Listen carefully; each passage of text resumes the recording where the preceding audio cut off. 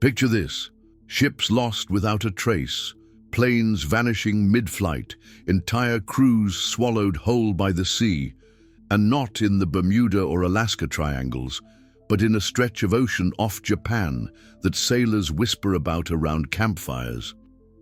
If you thought the mysteries of the Atlantic were spooky, wait till you hear about the Dragon's Triangle, a place so infamous that even seasoned mariners keep clear.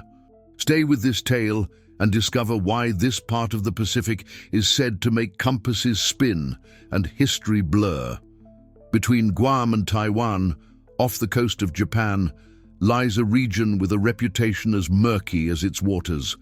This patch of ocean has earned a name to match its legend, the Dragon's Triangle, and over the decades it has been blamed for bizarre events. Locals talk about strange lights darting above the waves, unidentified submerged objects bursting from below and streaking across the sky, and ghostly orbs flickering in the night. Japanese fishermen recount tales of gear malfunctioning without warning and the air feeling heavy, as if the sea itself were alive. A naval officer stationed nearby once told a journalist that he felt time slip when sailing through the area, glancing at his watch only to find hours had passed when he thought it was minutes.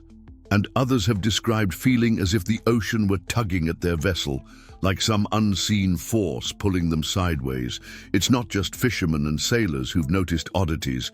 Scientists from Tokyo, interviewed in a 1990 documentary, spoke about instruments failing and compasses spinning wildly, even on modern ships. Mariners familiar with the route have reported seeing metallic objects emerging from beneath, like submarines without wakes, before vanishing into the clouds. A retired Japanese Coast Guard captain, quoted in a 2003 anthology of sea stories, said that older sailors warned his crew to give the region a wide berth because dragons live below the water. Skeptics chalk it up to volcanic activity or magnetism, but the sheer number of accounts keeps people guessing. Some enthusiasts even whisper about an undersea base, tying these lights and objects to something otherworldly. Whether you're the skeptical type or a believer in the unexplained, the Dragon's Triangle has a way of stirring the imagination. And that's where our story begins. Long before sonar and satellites, sailors navigating these waters relied on the stars and their instincts. In 1803, a fishing crew pulled a round, hollow vessel to shore near Hitachi and found a strange woman inside. According to records collected by the Edo-era scholar Kyokutei Bakin, she held a box clutched to her chest and spoke a language no one understood. The locals called her Utsurobune, the hollow ship woman, and she vanished as mysteriously as she arrived. Stories like this blend seamlessly with older Japanese legends of kaijin, or sea spirits, that lure fishermen into fog banks and lost worlds. During the mid-19th century, around the time Commodore Perry forced Japan to open its ports, reports of ghost ships began surfacing in port towns. Sailors spoke of seeing glowing vessels drifting silently at dusk, crews nowhere in sight, only to watch them evaporate like mist. Some folklorists have linked these tales to Western legends of the Flying Dutchman. Indeed, Prince George of Wales recorded in his 1881 diary that he and his crew glimpsed a luminous ship while sailing near Australia, describing it as an omen of doom. Though continents apart, these stories show how mariners across cultures shared a common fear of haunted waters. Japanese oral traditions also recall whirlpools that open and close, like gargantuan mouths, capable of swallowing whole flotillas. An old chronicle from the Tokugawa shogunate mentions a dragon god, Ryujin, who lives in a palace beneath the waves and occasionally claims ships for his treasure. Anthropologists believe these myths arose from real dangers, unpredictable currents, submarine volcanoes, and rogue waves. However, the persistence of such legends suggests that something about this corner of the Pacific captured people's imaginations. When you consider that sailors in the 18th century already warned one another about this region, it becomes clear that the Dragon's Triangle isn't a modern invention. It's a story centuries in the making. Fast forward to the 20th century, and the Dragon's Triangle kept its menacing reputation. In 1937, pioneering aviator Amelia Earhart set off on her attempt to circumnavigate the globe.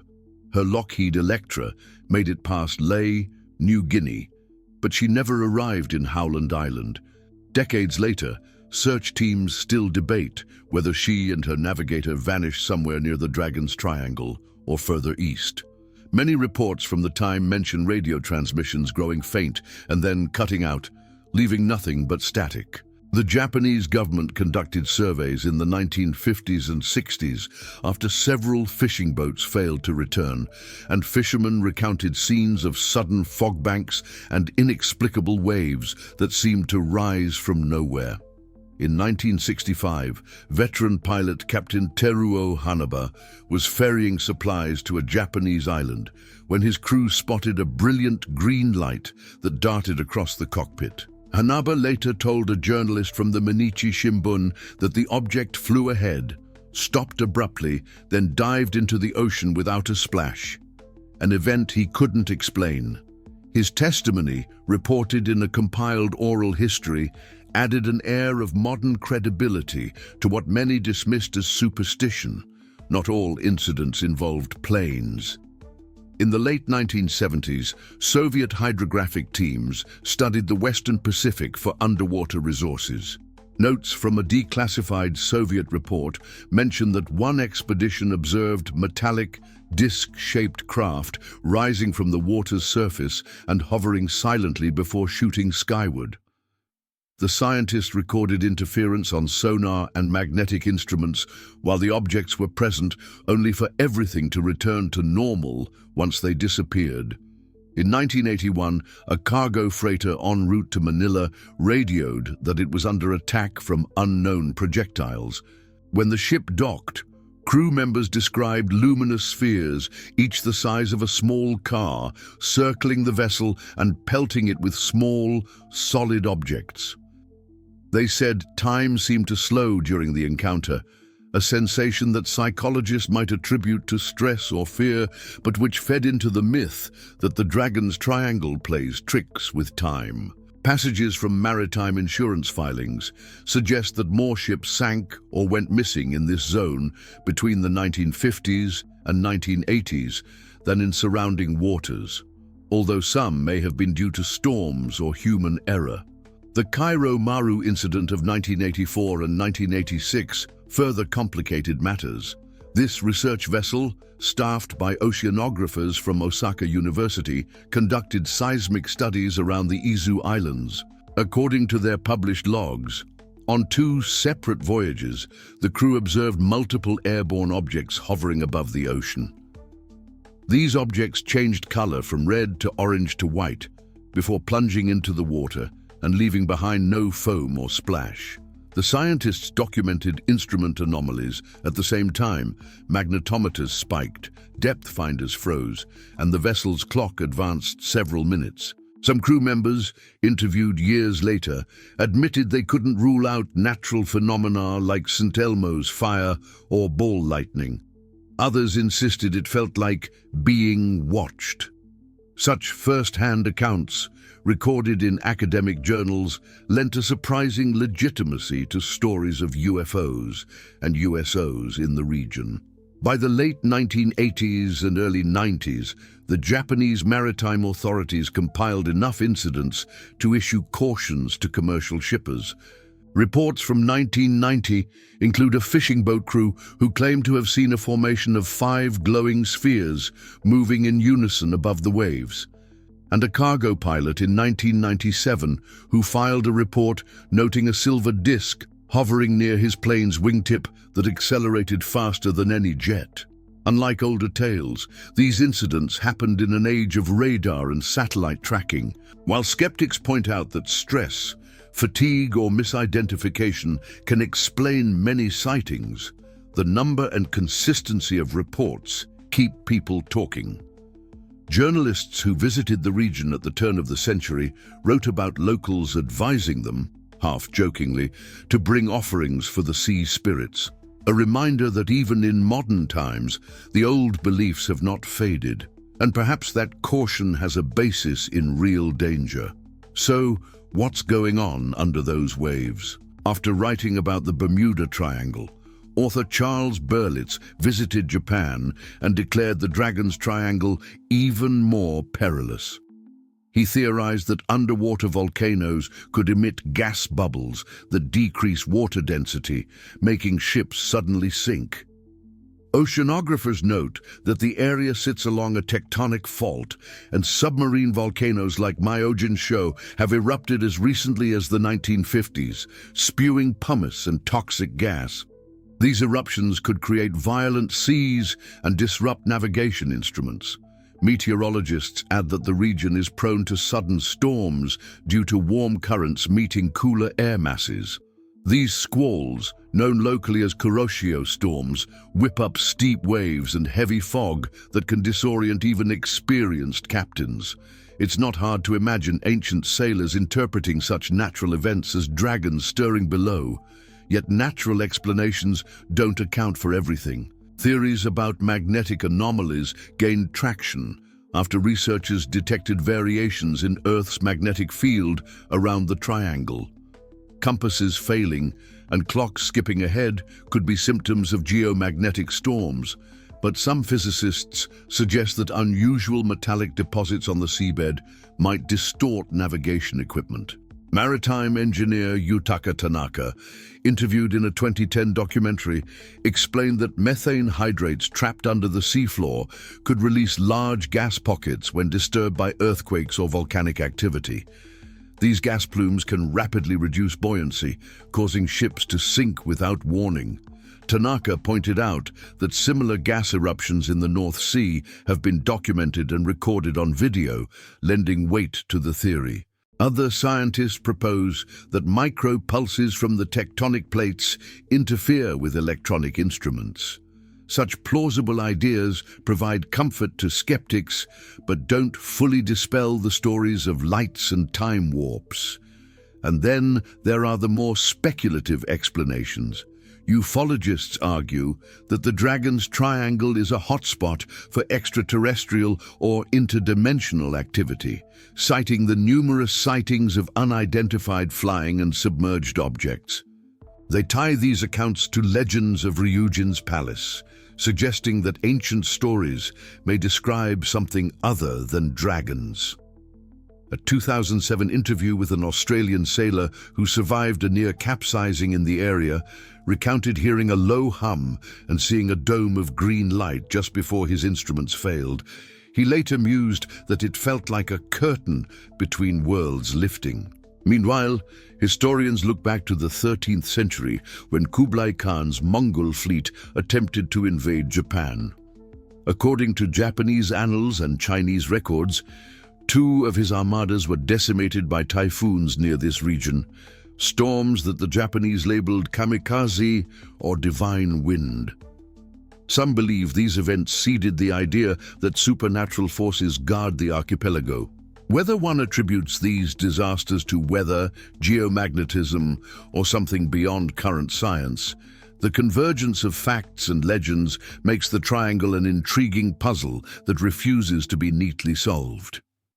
As technology improved, one might expect the mystery to fade, yet reports continued into the 1990s and beyond. In 1990, a Japanese television crew filming a nature documentary near the Bonin Islands captured lights darting beneath the ocean's surface. Analysis of the footage showed objects moving in straight lines at speeds far faster than known marine animals. In 1997, a commercial pilot flying from Tokyo to Manila reported a cylindrical craft pacing his aircraft before shooting upward. Aviation authorities investigated but could not corroborate the sighting. Even in the 21st century, fishermen occasionally speak about losing hours while navigating the zone, their digital clocks either freezing or jumping ahead. A researcher at the University of the Ryukyus examined magnetometer data from ships and found several instances of sudden spikes. though she cautioned that localized magnetic variations are common in tectonically active areas. Still, the anecdotal experiences keep circulating, feeding the legend. In response to these stories, Japanese maritime agencies updated navigational charts to mark undersea volcanoes and advised ships to maintain communication protocols when passing through. They also installed more monitoring buoys to detect gas releases and seismic activity, an effort to differentiate between natural hazards and tales of sea monsters. Meanwhile, the region has become a magnet for adventure seekers and documentarians hoping to capture something extraordinary on film. A crew from a Sydney production company interviewed an elderly fisherman who claimed his father once threw offerings of rice and steak overboard after witnessing lights rising from the sea. The father told him the sea accepted the gifts and calmed down. Such stories mix cultural tradition with genuine respect for nature's unpredictability.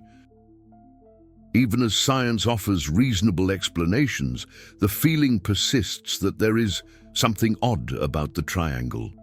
Perhaps that feeling is part of its enduring appeal, a reminder that despite satellites and sonar, there are still pockets of this planet that resist easy categorization. After centuries of tales, from Utsurabune to cargo freighters beset by glowing spheres, the Dragon's Triangle remains a place where myth and reality intertwine. Its story is a tapestry woven from ancient legends, historic catastrophes, scientific studies, and modern eyewitness accounts. Some threads point to submarine volcanoes and methane gas as culprits, others trace to magnetic anomalies and sudden storms. And then there are the luminous objects and time slips, experiences that defy neat explanations and keep us wondering whether our understanding of the natural world is as complete as we think. Each account, whether from a prince in the 1800s or a freighter captain in the 1980s, adds a layer to the legend, reminding us that the ocean is not just a highway for commerce, but a realm of untamed forces. So, what should we take away from all this?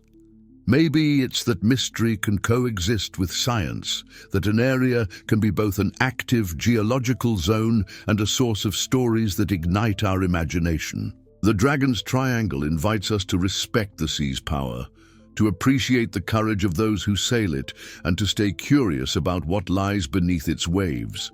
If you enjoyed this journey through history and mystery, give this video a like, share it with your mates, hit that subscribe button, and leave a comment with your thoughts. Do you reckon it's all just storms and geology, or is there more at play?